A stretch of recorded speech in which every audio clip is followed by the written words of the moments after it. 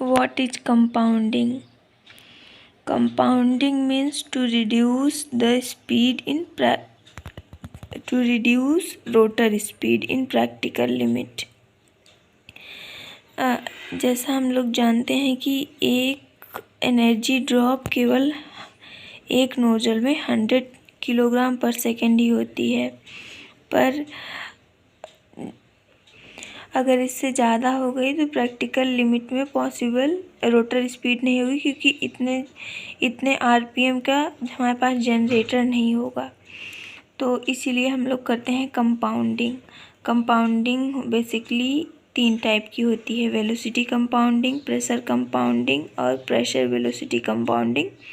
इनमें प्रेशर और वेलोसिटी दोनों का कॉम्बिनेशन होता है।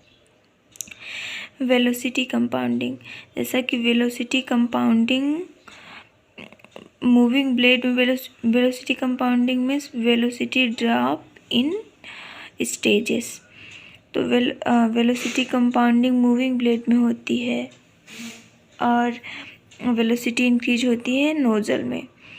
तो हम लोग, ये डायग्राम है वेलोसिटी कंपाउंडिंग का।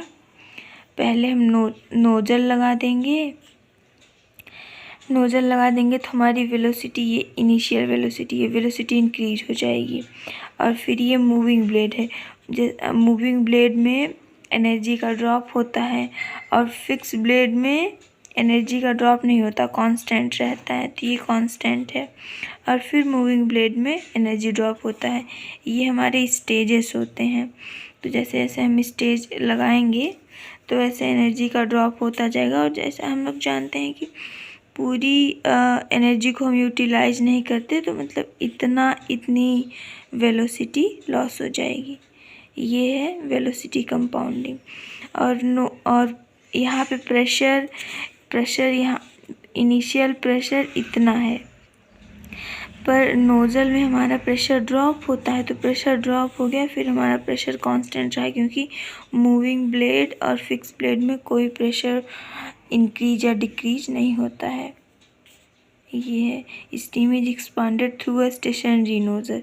ये स्टेशनरी नोजल है, इसमें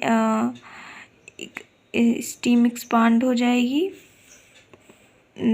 stationery nozzle from the boiler और inlet pressure to condense pressure, मतलब ऐसा प्रेशर डिक्रीज हो जाएगा। इनलेट में जितना आ रहा, नोजल में बॉयलर प्रेशर से सीधे हमारा प्रेशर हो जाएगा कंडेंसर प्रेशर में। So the pressure in the nozzle drops, the kinetic energy of the steam increases due to increase in velocity. A portion of this available energy is absorbed by row of moving blade. जो हमारे पास energy है वो ये row of moving blade में हमारी energy absorb होगी। The steam whose velocity has decreased while moving over the moving blade then flow through the second row of blade which are fixed. The function of these fixed blade is to redirect the steam flow without alternating its velocity to the following next row moving blade, where again energy is done on them and steam leaves the turbine with a low velocity. Change in pressure and velocity as steam passes through the nozzle. Through this method has the advantage that initial cost is low due to lesser number of stages. At its efficiency is low. इसकी efficiency low होती है क्योंकि इसमें कम stages होते हैं और केवल एक नोजल लगा होता है। अब हम अगली वीडियो में पढ़ेंगे what is pressure compounding. Thank you.